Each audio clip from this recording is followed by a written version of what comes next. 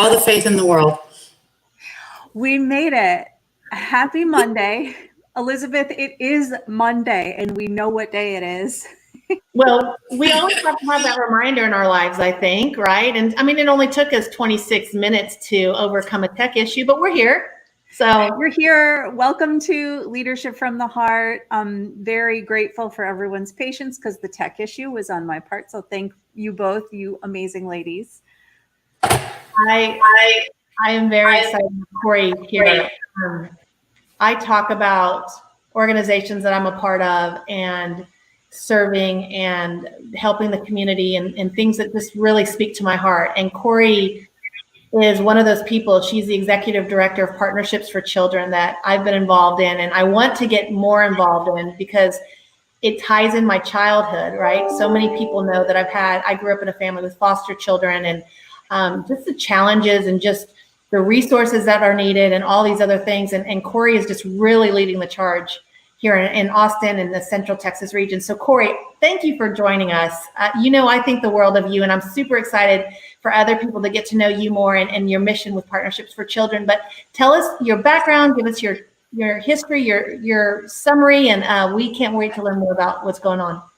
Well, thank you. I love you, Elizabeth. You're amazing. She's on our advisory board and has been just a long time supporter of our organization. And we just love having you on our team.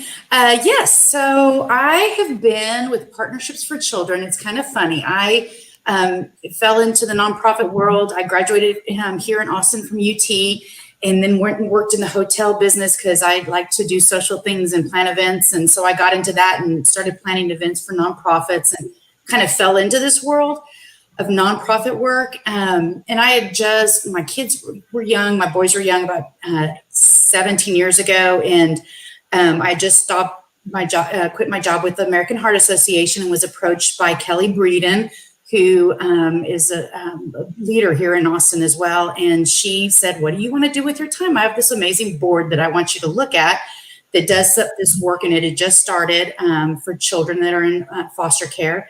And it really was providing very important and tangible resources. And at the time, it was really very much focused around holiday wishes, which Elizabeth has been very involved with. So it was our rainbow room, getting things for kids every day for caseworkers, and the holiday wishes. And it was funny because, and it was like a God moment, I think, because I remember telling my husband that week, I said, I had been reading a series in the Statesman that followed a caseworker around for a couple of weeks. And I told him I just felt so called to do this work, but knew in my heart that I don't know that I was strong enough to. And I will tell you, these caseworkers are strong emotionally, mentally. It's a lot that they go through. And I just didn't know that I'd be able to do that and get out on the other side and be okay. But I feel like I can help them.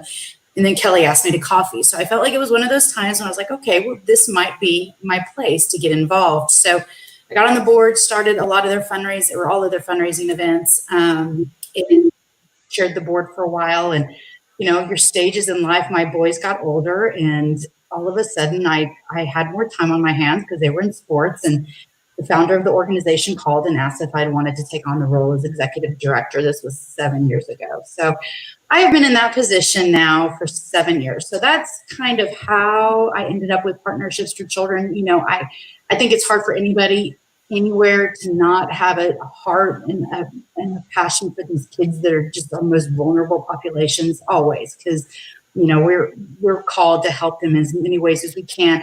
But it's an interesting growth that I've had in being part of this organization, because it was always the helping of the child and getting them the things that they needed, but it's really branched out so much more to helping the family and what can we do for this family to ensure that they are safe and that they can do everything, because at the end of the day, kids want to stay with their mom and dad if they can, and we need to do everything we can. So the organization has grown quite a bit, but that's the early days of my involvement with Partnerships for Children. Now we have 5 programs and 13 staff, and it's grown quite a bit over the last 5 or 6 years, but it's been kind of a roller coaster. So. Well, you talk about these programs you have, and we're speaking pretty broadly right now, but I mean, think about, and a lot of people might not know what they are, but Rainbow Room, which you're providing resources for the caseworkers when these kids, I mean, I've told the stories in the past where these foster children would show up at our doorstep with a trash bag and just whatever was in there. They had nothing. And so the Rainbow Room is really giving those resources for the caseworkers so those kids have something, right? And we're always doing Rainbow Room drives and donation drives for simple things like toothpaste. So you have that element where people get really involved in holiday wishes. And, you know, we're talking about leadership. What comes to mind is your YES program, where you're actually, I would love for you to talk about the YES program, because with leadership, it's so important because a lot of these kids don't have that leader figure in their life, right? And I feel like with a lot of the programs you guys are doing, you're teaching leadership, you're showing people, you're showing compassion and empathy to these children. But your YES program, I think, is super powerful. Can you talk about that a little bit? Well, absolutely. And I'll start kind of a little bit on, just because I was telling you my background, but let me tell you a little bit about partnerships. Like you said, we'll start with Rainbow Room and I'll go into the mentoring program. So yes, we opened our doors with the Rainbow Room. It was a statewide initiative that Laura Bush started when she was the first lady of Texas. It started in Dallas. Then we opened our doors here almost 17 years ago. And Elizabeth, you're absolutely right. I feel like sometimes people think we overplayed that kids with a trash bag analogy, but it's 100% true. They were always walking around from house to house, from home to home, from placement to placement with their stuff in a trash bag. Nothing was ever new. All of it was usually used. I will never forget a holiday wishes where the kid's first and second wish on his wish list was a toothbrush, because he'd never had his own toothbrush. He was 11. And I'm like, what? When an 11-year-old boy wants a toothbrush for Christmas, it's just crazy things like that. So that was the Rainbow Room, and it lives and breathes off of community donations. Like Elizabeth said, Rainbow Room drives and stuff. We hardly spend any monetary donation or money on those items. We spend the monetary money on beds, new beds and big ticket items. But that budget is like 1.5 million a year. It's huge. We serve 11,000 kids in that Rainbow Room. And so it's just a constant in and out of inventory for caseworkers, for investigations, for every level of care. And it's just a huge priority because these, dignity, we just say this all the time with these kids, and not only the kids, the families, everybody. They need to have dignity. No child should be walking around with their belongings in a trash bag.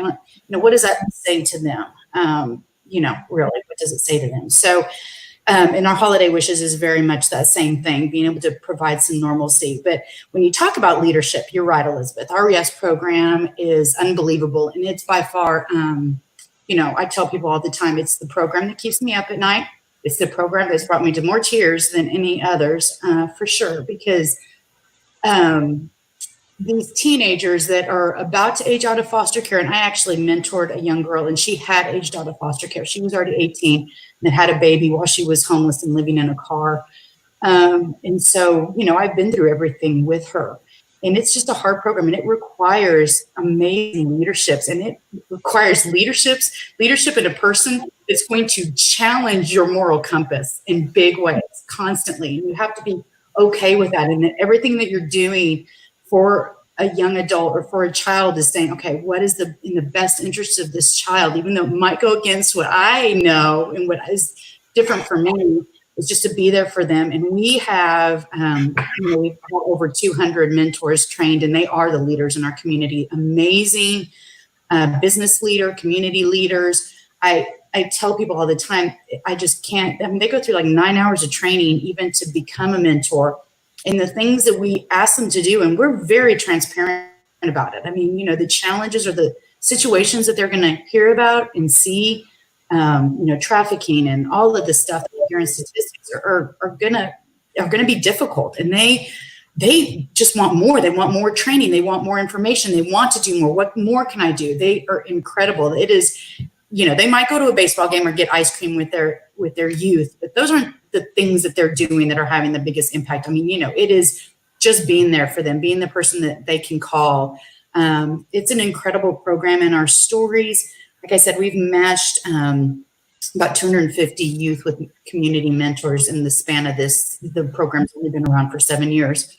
And the stories that we have to share are the ones that, I can honestly say, and our director over this program has said it many times, there are a lot of young adults we still serve that would not be alive today had it not been for their mentor. 100%. I mean, there are very specific stories that we can share that were like, they would not have made it through that situation had they not had the support of their mentor. So it does take incredible leaders to stand up and do this, because these are the kids that have been in and out of the system their whole lives. And, you know, they've gone through so much trauma we can't even understand, but we want to help them through that and give them the best life that they can have and help them get to that, because they all can. It just, when you haven't had a lot of support, it takes a little bit more to get you to that point. So there's some amazing stories there. You know, if time permits, we can talk about it. And we've done so much work with them, as you can imagine, during this COVID-19. The work we've been doing especially with our aged out youth that are living independently, they're just struggling tremendously. So keeping them steady and okay and safe is a priority for us right now, for sure. Well, and I was going to ask that question. I mean, you already have so many challenges with what y'all are doing in your different programs and all these volunteers and people that come through. And it's hard enough as it is when life is going as it is acting typical, right? And we're obviously in very atypical times right now. What challenges, or are you seeing increased challenges, and in what way with coronavirus and COVID-19 and shelter in place and the state slowly opening up? What challenges are coming up, and how are you guys overcoming those? There's a ton. I mean, you know, when it hit in March and then through April, and it's interesting, and I was watching one of your other live streamings, and she just said, we just don't know too. So we don't even know what to predict for the future. So as an organization, financially, we've had to cancel our biggest fundraising event where, you know, what does that look like? And so what can we do? So it's just really been, okay, let's do what we can right now. For the population we serve, as you can imagine, there is not a population hit harder, most likely, than the ones that we serve. Because through, you know, the number 11,000 that I mentioned to you earlier, that we serve all of Central Texas. The majority, almost all of the families that we serve are low income. So we're serving a lot of we serve families in investigations, kinship, grandma and grandpa, aunt and uncle that are taking their kids in. We serve the family preservation. So those are kids that are still living in their home because their home is deemed safe. It's just they're so low income, they need extra help. And so a caseworker works alongside the family to help them out with that. So these families were already struggling. And then you're already adding a level of stress to parents that they're already in a kind of a little bit of a tough situation anyway, to add another level of stress, having your kids there constantly, not having eyes on them regularly, like teachers and stuff. So what can we do to mitigate these challenges? How can we help them? And so a massive increase in food security for our families. So we started with Andrea Sparks at the governor's office, we started the Comfort Food Care Package, where caseworkers refer families to us, and then donors in the community can donate meals with local restaurants. So it helps our local restaurants that are struggling right now. And we've delivered over 550 meals to date. Wow. Which has been amazing. And so we have our own volunteers. We have we've sent out 2 My Signups, and they filled within the first 15 minutes. And that's like, I think we deliver 16 meals a day or something, or 25 meals, anywhere from 16 to 25. So those meals, all of those volunteer shifts have filled up immediately, and we're going out and getting these meals to these families. So that's one less burden, one less thing they have to worry about. Getting iPads to them or tablets to the kids so that they can do their classwork has been a huge one. And then our Rainbow Room has been hit significantly with cleaning products, toiletries, diapers, the basic stuff that we have. So those are the immediate needs that we saw right off the bat. Just ensuring with our caseworkers getting masks, I think it was 10,000 masks to our caseworkers. Just ensuring that they could do their things that they had to do immediately. Because as much as we're in shelter in place and not supposed to see anyone, our kids that are most at risk need to be seen. And so caseworkers are doing a kind of a hybrid virtual visits weekly, which they usually don't see their kids but once a month. So they see them weekly, and then they're trying to get to see them in person, but maybe not every single month. Our yes program's the same. We have a line item that's specific to COVID-19. We've been paying rent, we've been paying utilities, We've had many, HEB sent us a ton of gift cards. We're having groceries delivered to all of our families and to our youth. We try to think outside the box. What are other fundraising activities we can do? Who can we ask to help us through a lot of this time? And that's what we've been doing. So we have a dedicated fund specifically to COVID-19 right now. I mean, I can't even imagine what we would think about doing other than that at this point. Yeah. Anyway, it's pretty important. Kori, I'm curious, what is the typical age range for the children that the community is serving through Partnership for the Children?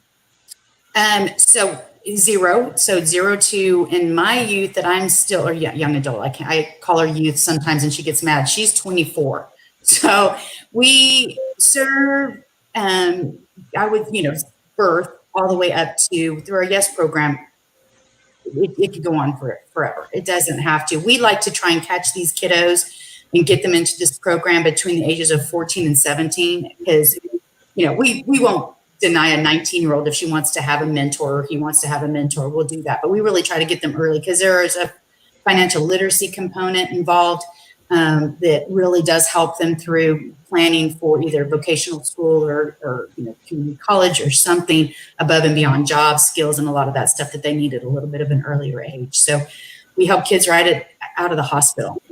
Caseworkers are grabbing stuff from our rainbow room to clothe the kid, to a car seat to take the child home in, all that from day one. Yeah, it's pretty impressive to see what's all brought together and how the process is so seamless with y'all. One of the other programs that they have is called the Heart Gallery.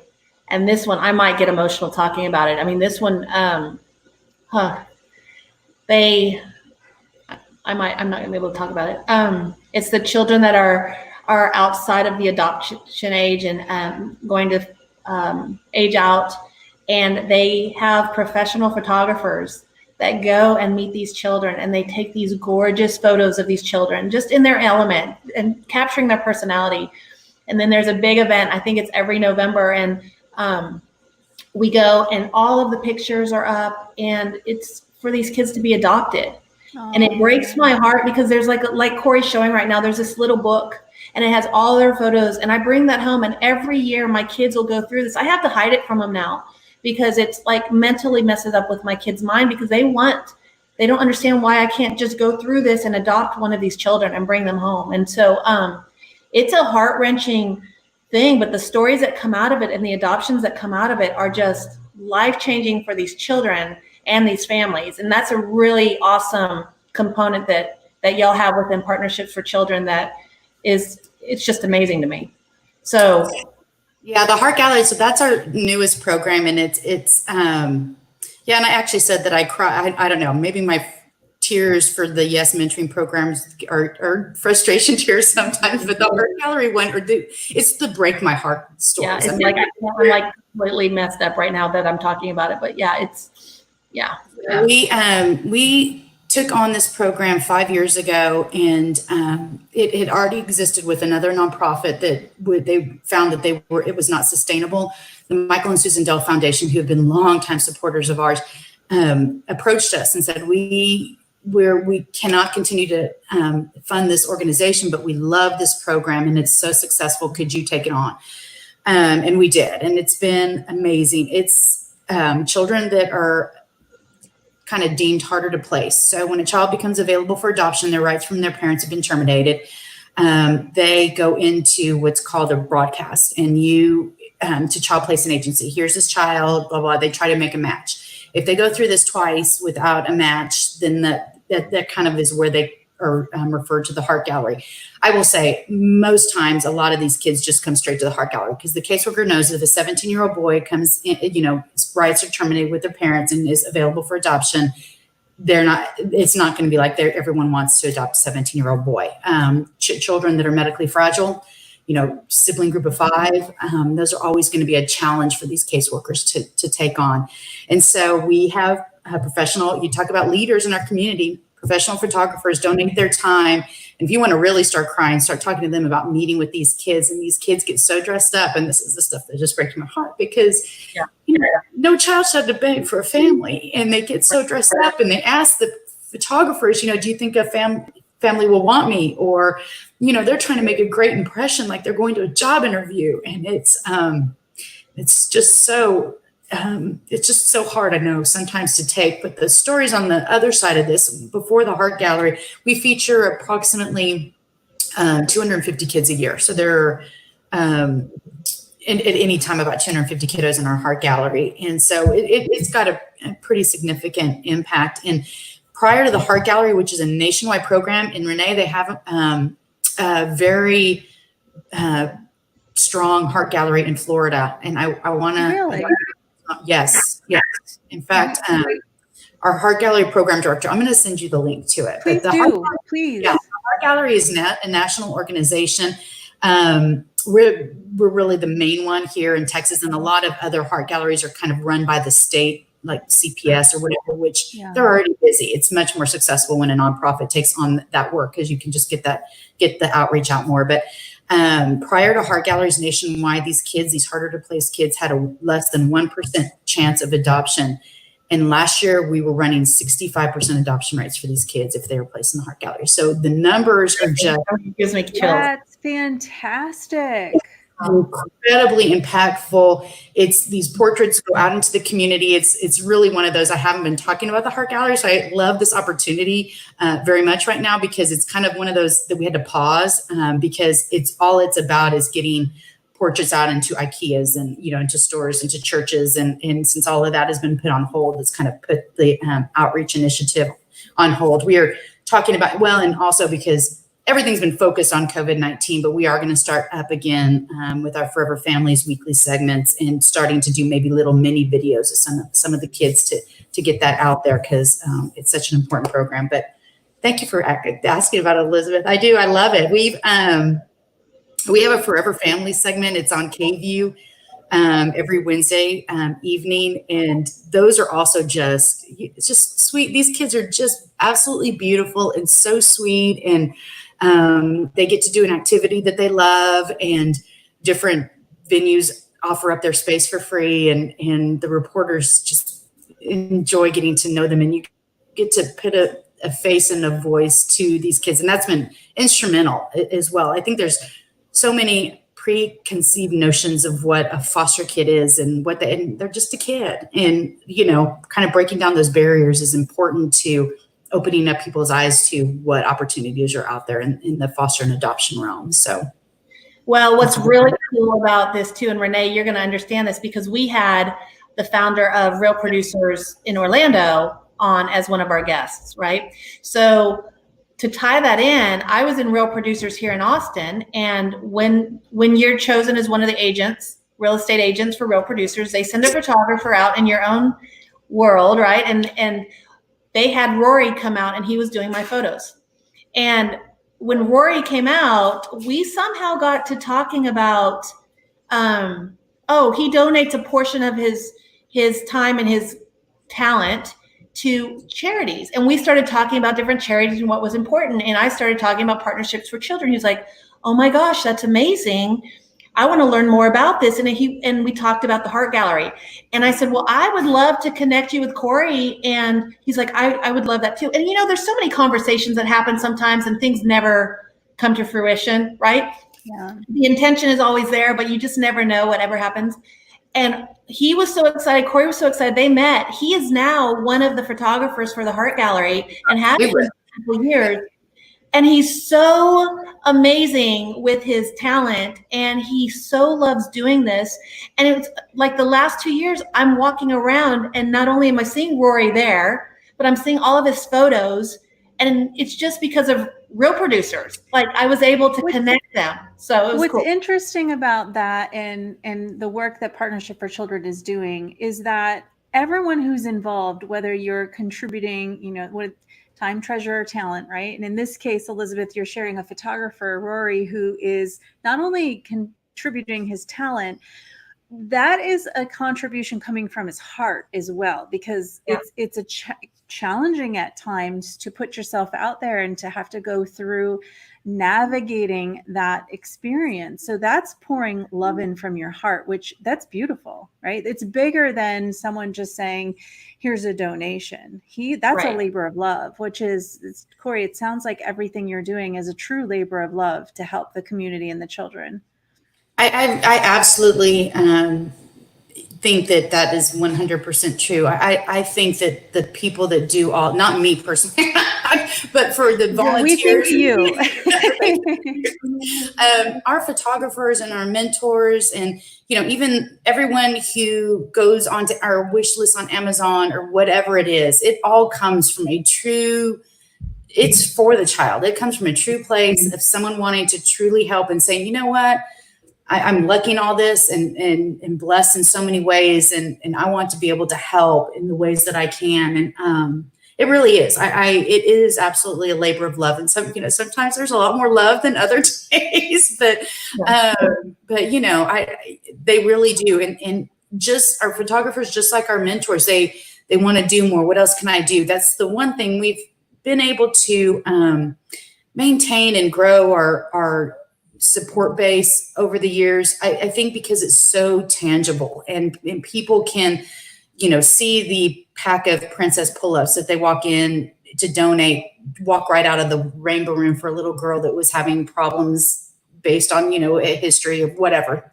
of sleeping through the night. So I don't know what it is, but you can see the tangible impact that you're having right then and there. So people have not only wanted to stay in, but then they got more, we've had people that just bought a pack of diapers and they became a mentor. And now that one of them in particular is actually fostering a young boy herself, and then just adopted a teenage girl too. So, you, like you said, you start here, you never know where you're going to move in, but in that, in your life, in your next chapter, or whatever that might be. But it's amazing how much heart people put into this and how dedicated they are. And I've never seen it as much as I have over the last 2 months. I mean, it's been crazy, the support we've received. As you navigate through the next 60, 90, 120 days, what do you feel one of the biggest challenges is that you face as an organization? I've been asked that question quite a bit, and especially just in grants, and it's twofold. I mean, I think the biggest challenge is the impact in both incoming resources and outgoing resources. So our incoming resources are being really impacted. Again, our largest event we had was April 18th. We had to cancel that. Most likely we'll be canceling a Girls and Giving event we have in September. So there's that impact. We have a lot of third parties. So there's this, monetary impact on our organization. But on the flip side, what we need to be going out is increasing tremendously. So what we're needing to provide is increasing while the income is. So I think that's going to be our biggest challenge for our organization in and of itself, is just finding that balance and then being able to, we are a very healthy organization. So I'm glad that we have that healthy foundation. So that is great. We have an amazing board. Elizabeth's part of our advisory board to help us through that. I will say foundations and community foundations in our area, and I know nationwide, have really stepped up. So we've been able to take advantage of some of that. So it's kind of shifting and not knowing what that shift is going to be and when we're going to be able to open up, and not being able to forecast for the future makes it hard as an organization. Our families are not going to be out of this for a very long time. Yeah. I will tell you right now. They were having problems before this started. Yeah. So, when they're trying to have to get back to work and are behind however many months in rent and all of this stuff, I think basic housing and stuff are going to be the biggest issue for the population we serve, and utilities and rent and that kind of living, just being able to live again. It's going to be a huge problem for our population for sure. And that's the young adults we serve all the way up to the families that are taking care or have the care for our children. We anticipate seeing significant spikes in new cases in September or whenever they go back to school. It always happens that way because you get a lot more eyes on the kids. Yeah. And we think the state is already predicting that it's going to be that much more significant. So now you have a lot of kids coming into care but we haven't had as many foster families trained or any of that stuff because of all of this. So that balance is going to be off. Where are we going to place these kiddos when a lot of that happens? And how are we going to provide the resources and services that these families need to get back on their feet and get their kids back into their home? So those are going to be some of the biggest challenges. And I think they're going to be pretty significant for the people we serve in the coming months. So we're keeping an eye on it and hoping that we can do, that we're here to help them and that we can collaborate with the people that we need to help make all of that happen, do the things that we need to do. One of my big concerns is, as we all come out of this, and not just for the foster children or kids that are a little bit more impacted in a different way, but for anybody, I'm really concerned about the emotional stability and how people are going to just kind of reintroduce themselves back into society, right? I've had lots of conversations, Renee's had lots of conversations where people are truly struggling now. You've already alluded to it a bit, but one of my big concerns that I think about daily are the children. I know how stressful it is for me where I'm working and I've got my 4 kids at home, right? But they're in a safe, secure, healthy environment. And I know how stressful that is on me. What happens to those families or those situations, or even the families that aren't in the foster care system yet? And now this is all thrown on them, right? Because we're all compounded, right? Right. So my concern is those children. My concern are those families. Like, we know that they're not going to be they're going to feel a little bit helpless. They still have to work. They've got all these kids, and now all of a sudden they're managing stresses that is completely unimaginable. What resources are there within Partnerships for Children? Is there going to be counselors or emotional type of intervention for these families that are within the system now? And like you mentioned, in September, that's what my concern is. We're going to see a whole lot more of that because the families did not handle this well. So from an emotional, psychological standpoint, are there resources or systems that y'all have in place? Because that's not anything I've really, I'm really aware of all the other programs y'all do, but where does that come into play with the organization?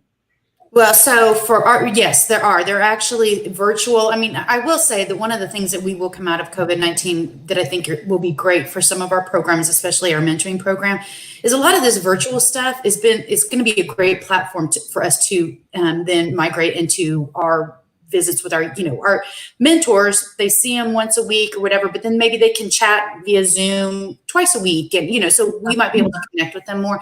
There are quite a few organizations. So our other program that we manage is Foster Community, and that's where we have all of our partner organizations that work in this space. We're kind of the backbone. We provide all the backbone support for Foster Community, and we go out and talk about, like, exactly like you said, Renee, where can you, whether you're just helping a family or if you want to be a foster parent or adopt, wherever you are on that, you can engage in some way. And we try to connect them with nonprofits that have these resources or child placing agencies to learn more. And we kind of provide all those next steps. So it has a lot of resources. And one of them is absolutely trauma-informed virtual therapy, all of that kind of stuff. And there are organizations in town that are doing Spirit Reigns is one of them, which is the horse equine therapy. I can never call it the right thing, but that does online virtual therapy for young adults and really for children too that are at home. It's not enough. We're probably scratching about 1% of what needs to have that, and it's going to be compounded as, again, we find out the kids that probably needed it this whole time and have not been receiving that. But there are opportunities to currently get online. We also have a resource page that we have specifically for teenagers through our YES program of, housing help and things like that, just basic resources that are available in town. So we're really trying to, if we don't provide it, we don't provide what we provide. We kind of have our areas that we do, and we know there's a lot of more need out there, but we make sure to connect caseworkers and families to those needs with other nonprofits in the community that do a great job at that. So, I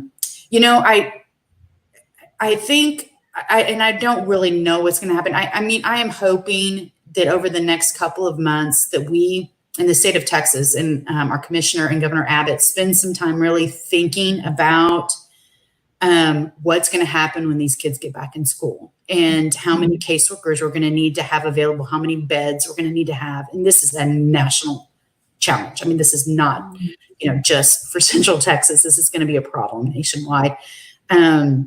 What are we going to need to have in place to be able to serve those children and serve those families when all of this ends? Because as much as you're right, Elizabeth, how are we going to slowly navigate back into being, and not necessarily what we were, but what our new normal is going to be? How are we going to slowly start going back into the community? It's going to look so different for you and I than for some of the families that we have. And I just, I'm not quite sure that I have the answer. I don't know that anyone really does. I think that enough people are very concerned about it and talking about it, that it shouldn't come as a, I think people are anticipating and are doing some work to be prepared for that. We weren't prepared for this, obviously. I mean, I don't know that anyone could be prepared, but I've done enough surveys, been on enough calls, and involved in enough collaborations to know that there are a lot of people talking about exactly what you're saying. So I do know that there's some work being done, but it's still kind of being fleshed out at this point. It's so important that, and good to hear that the Partnership for Children is focused on forecast out further into the future too. And you look at when the kids are going to go back to school, and I would think too, to even go a little bit further out, the implications that one could feel probably could start to surface even beyond that too, right? Is what does it look like as we navigate through this and different phases of what everyone's experiencing? We don't know how everyone is going to process the mental state of mind through things. And we don't know 30 days from now. So it's good to hear that there is focus on that for the organization and for everyone that you're serving. Yeah, and I think that the community is doing such a great job of that. As I said, I've been on quite a few calls and done in Austin is great about that. They really do want to keep a pulse on everything, especially in the health and human services realm. I don't think any of us expected it to be this bad. I mean, I think we joked in March about having to close down our event in April. We're like, so it's always, we think, okay, that's the worst case scenario. And I feel like we're kind of, everything has been that worst case, and then it's pushed back another couple of weeks, and then, everything has been. So I think if we've learned our lesson on anything, it's that to expect it to be, the best case scenario. I think we should expect it to be a lot worse than we would have anticipated. I think the implications for this population specifically are going to go well into 2021. And, there are some socioeconomic challenges here in Austin and in any city that's growing quickly like we have been. The bigger our the more we grow, the larger that financial gap is between. And so it's a challenge that we've had for a while. And so even though we do have that gap, we also have a very giving community, a very engaged community. So, I do think that we'll be able to get through a lot of this, but it's going to give us the opportunity to collaborate more and to truly talk about what these challenges are and what we really need for these kids moving forward. So it's beyond food and diapers. It's as weird as it may sound. I think this situation has really increased awareness, so much so for all these different organizations and needs. I mean, we've always been around, right? Y'all have been here forever, but not many people really took notice in all these different organizations. I know I'm much more aware. I'm like, wow, I didn't even know that existed. I can get behind that, right? And a lot of people know about Partnerships for Children because of our Holiday Wishes program, which is like so fun, Renee. It's where we adopt all the children, 11,000? How many were adopted? We serve 11,000 kids through the Rainbow Ribbon Holiday Wishes last year. Holiday Wishes did 6,800 kids. We provided 6,800 kids adopted for Holiday Wishes, and each of the kids put 3 wishes down, and it can be anything really basic to pretty extravagant, and they're all adopted by people in the community. So my kids each adopt a child, their same gender, their same age, And we go with our little shopping list to shop for them. And I love that because my kids, those are things they want. And they're like, wait, I want this. I'm like, yeah, but this isn't for you. So that it's teaching that giving spirit. But we get everybody, all of our friends, all of our community, all involved. And yeah, 6,800. And then we wrap them and the caseworkers deliver them to the families because it comes from the families. But it's just amazing that every single one gets the wish that they asked for. And so there's a lot of awareness because of that program. But I think with situations like this, it brings awareness to all of the other programs that you have in your organization and so many other organizations have that are serving the community so well, or the communities. So I think it's a horrible situation we're all going through, and I know the impact's going to last for a long time, but at the same time, I'm grateful for the opportunity to see who's leading, forward, getting to know the leaders. I mean, you're leading, and your staff is leading in so many ways, and they're leading our youth, right? Our next generation, and that's powerful. So I just so appreciate all you do and your heart and just everything you're doing for the community, and just I'm blessed to have you in my world as well. Well, thank you, Elizabeth. You're amazing, and we love doing it. We're happy to be here, and we do have an amazing staff that does a lot for these kids, and yeah, we've been happy to be able to respond to it, and we really have been able to. And you're right, the community is amazing, and we've loved Holiday Wishes is our favorite. I'm hoping this is the most generous year. This past one that we had, most kids got 8, 10. I mean, we had one little girl that had her bags. We finally found 33 of 33, number 33. She had 33 bags of gifts. That's crazy. What? So, I know, it was just crazy. We laugh. I think, and I think this year's going to even blow last year away, because people just, they want to help. They want to give. This is made you realize, how lucky you are in so many ways. And when you feel that and feel blessed in those ways, you want to be able to, share with others and to be able to do for others. So we're happy to kind of navigate that for everybody and connect everybody in ways that we can. So it's been our pleasure. That is leadership from the heart, right, Elizabeth? Absolutely. I mean, I have chills. It's amazing. Well, one of the reasons we wanted you to come on today too, and especially all the nonprofits and organizations have been impacted with events. And, we had Cindy Lowe the other day on, who her company is one of the big event companies. Everybody's at a standstill. And so I know our big fundraiser was canceled. Actually, it's going online, but it's going to be a different feel. But we have Giving Tuesday, which is tomorrow. And so I thought it'd be, perfect timing for you to come on the day before Giving Tuesday. And Renee, do you guys have that in your community? I don't think we do. You were the one that turned me on to that. So Kori, I think it's time to roll it out. I know. I think Giving Tuesday is a national Tuesday day of giving, but it's in November. I'm pretty sure it's in October or November. But anyway, they decided for COVID-19 to do a Giving Tuesday now, which is specific to COVID-19. Yes. So it's specific to COVID-19 relief. So we have, and actually the campaign page will be on our homepage, on our website tomorrow. We're sending an email out, and all funds that we raise will go towards really everything I've talked about today.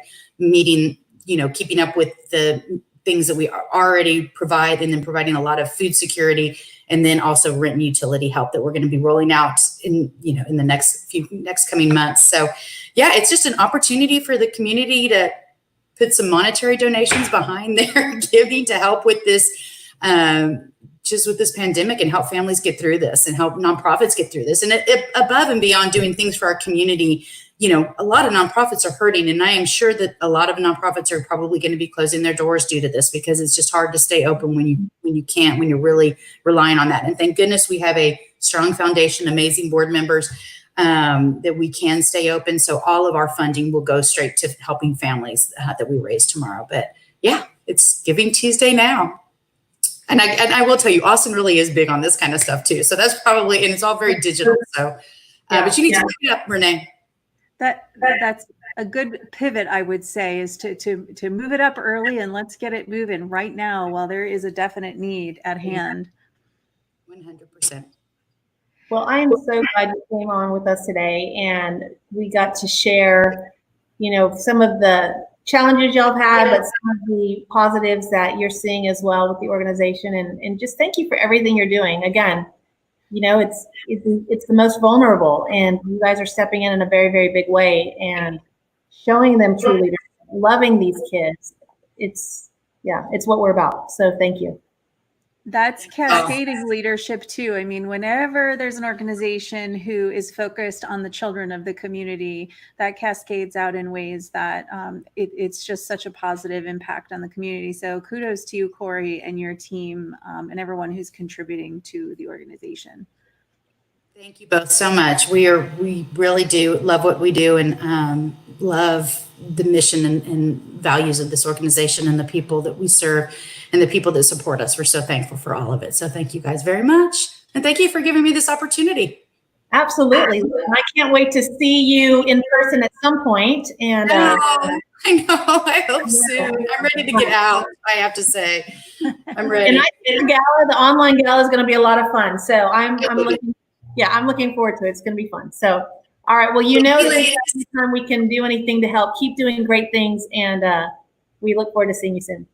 All right. Thank y'all so much. Great to talk with you. Bye.